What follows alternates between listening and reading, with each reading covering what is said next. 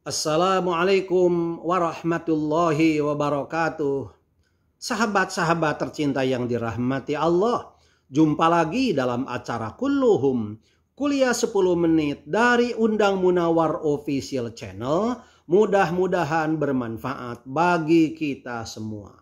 Materi kali ini saya masih akan melanjutkan kisah tentang Nabi Sulaiman alaihissalam. Nabi Sulaiman bersama burung hudhud.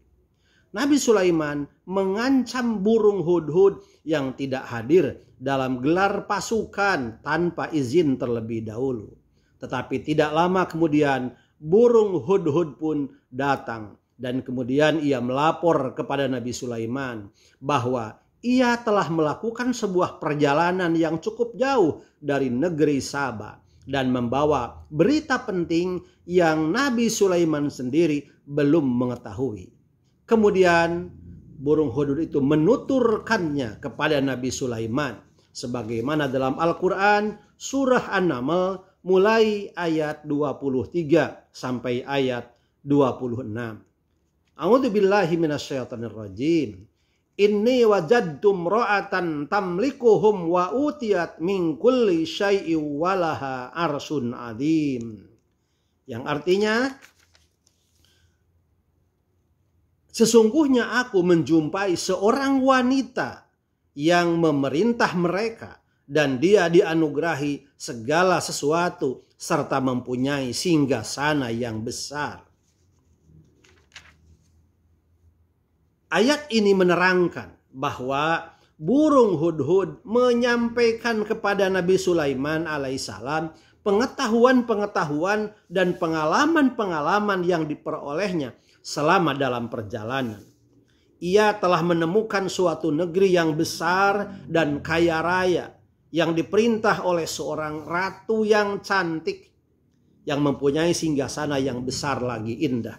Dalam ayat ini dipahami bahwa ada 3 hal mengenai negeri Saba yang disampaikan oleh burung hudhud kepada Nabi Sulaiman. Yang pertama, negeri Saba diperintah oleh seorang ratu cantik yang memerintah negerinya dengan baik dan bijaksana. Yang kedua, ratu itu memerintah dengan perlengkapan yang cukup, yaitu segala sesuatu yang diperlukan dalam pemerintahan, seperti harta kekayaan yang melimpah ruah dan tentara yang kuat dan lain sebagainya. Yang ketiga, ratu mempunyai singgasana yang indah lagi besar yang menunjukkan kekuasaan dan pengaruh kekuasaannya. Kebesarannya juga baik terhadap rakyat maupun terhadap negeri-negeri yang berada di sekitarnya. Ayat selanjutnya, ayat ke-24. A'udzubillahi minasyaitonirrajim. Wajadtuha wa qaumaha yasjuduna lis-samsi min dunillahi wa zayyana lahumus syaitanu a'malahum fasaddahum 'anis sabili fahum yahtadun. Yang artinya, aku mendapati dia dan kaumnya menyembah matahari selain Allah. Syaitan telah menjadikan mereka memandang baik perbuatan-perbuatan mereka, lalu menghalangi mereka dari jalan Allah sehingga mereka tidak dapat petunjuk. Di dalam ayat ini, burung hudhud menerangkan kepada Nabi Sulaiman tentang agama yang dianut oleh kaum Saba. Dalam penyampaian berita itu nampak bahwa burung hudhud telah menanggapi agama dan perbuatan penduduk negeri Saba dan diperbandingkannya dengan kepercayaan dan agama yang diyakininya sebagai agama yang benar. Burung hudhud berkata bahwa dia mendapati raja putri itu bersama kaumnya menyembah matahari sebagai Tuhan dan mengerjakan pekerjaan-pekerjaan maksiat yang bertentangan dengan agama yang benar. Mereka melakukan yang demikian itu adalah karena setan telah berhasil memperdayakan mereka. Setan telah menjadikan baik dan indah menurut pikiran dan pandangan mereka, perbuatan yang buruk yang dilarang Allah mengerjakannya. Mereka tidak lagi mengikuti ajaran-ajaran dan agama yang dibawa oleh para rasul terdahulu. Mereka tidak lagi sujud kepada Allah, tetapi mereka telah sujud kepada matahari. Karena itu mereka tidak mendapat petunjuk. Kemudian ayat ke-25, a'udzubillahi minasyaitonirrajim. Alla yasjudu lillahi alladzi yukhrijul hab'a fis samawati wal ard wa ya'lamu ma tukhfuna wa ma tu'linun. Yang artinya, agar mereka tidak menyembah Allah yang melahirkan apa yang terpendam di langit dan di bumi, dan yang mengetahui apa yang kamu sembunyikan dan apa yang kamu nyatakan.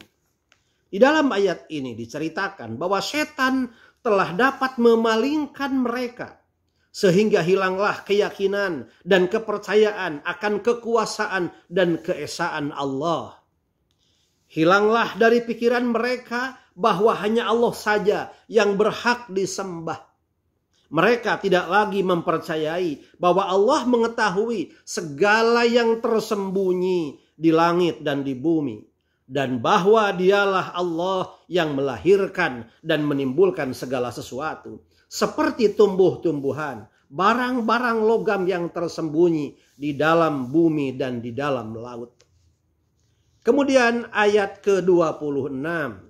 A'udzubillahi minasyaitonirrajim. Allahu la ilaha illa huwa rabbul arsyil azim.